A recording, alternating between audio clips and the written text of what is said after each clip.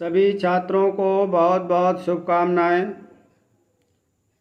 आप सभी की अर्धवार्षिक परीक्षाएं प्रारंभ हो चुकी हैं या प्रारंभ होने वाली हैं। तो ये नमूना प्रश्न पत्र है, गत वर्ष के प्रश्न पत्र हैं। इसी प्रकार के प्रश्न पत्र आएंगे। अर्धवार्षिक परीक्षा कक्षा 7 विषय संस्कृत। सभी खंडों के प्रश्न करना अनिवार्य है। पहला प्रश्न है, निम्नलिखित गद्यांश का संदर्भ सहित हिंदी में अनुवाद कीजिए। दूसरा प्रश्न है, निम्नलिखित श्लोक का हिंदी में अर्थ लिखिए। तीसरा, अतिलोभो न कर्तव्यः पाठ का सारांश अपने शब्दों में लिखिए। किसी भी पाठ का सारांश आ सकता है। चौथा प्रश्न, निम्नलिखित प्रश्नों के उत्तर एक पद में लिखिए। एक शब्द में संक्षेप में उत्तर देना है। प्रश्न नंबर 4 का ख, प्रश्नों के उत्तर पूरे वाक्य में लिखिए। पूरे वाक्य में प्रश्नों के उत्तर लिखना है। इसके बाद 5वां प्रश्न है, इसमें क्रियापदों को चुनकर वाक्यों की पूर्ति कीजिए। इन वाक्यों में उचित क्रियापद भरना है।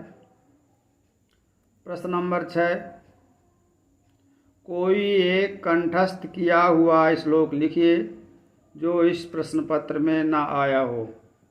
प्रश्न नंबर 7, निम्नलिखित पदों की माने लिखिए। इन शब्दों का अर्थ लिखना है, माने लिखना है। प्रश्न नंबर 8, मुनि शब्द चतुर्थी विभक्ति के तीनों वचनों के रूप लिखना है।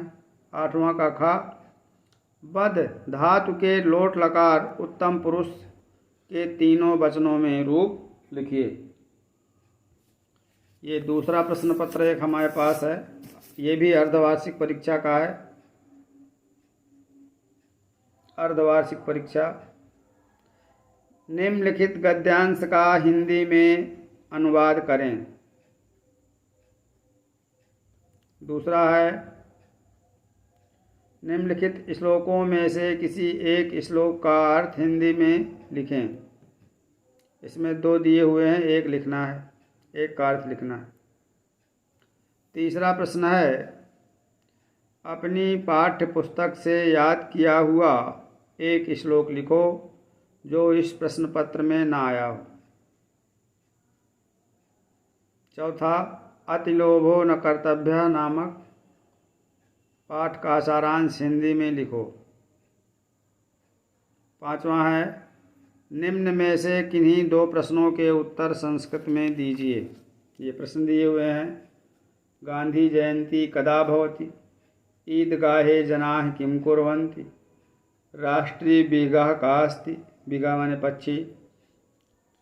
6वां, निम्नलिखित में से किन्हीं 2 वाक्यों की रिक्त स्थानों की पूर्ति करें। खाली स्थान है, इसको भरना है। 7वां, न धन अति दूरे और शोकेन धन उच्चैः में संधि करना है। 7वां का ख, जनाधरेषु और महोत्सवः में संधि विच्छेद करना है। 8वां का भानु शब्द के चतुर्थी विभक्ति का एक वचन का रूप लिखो।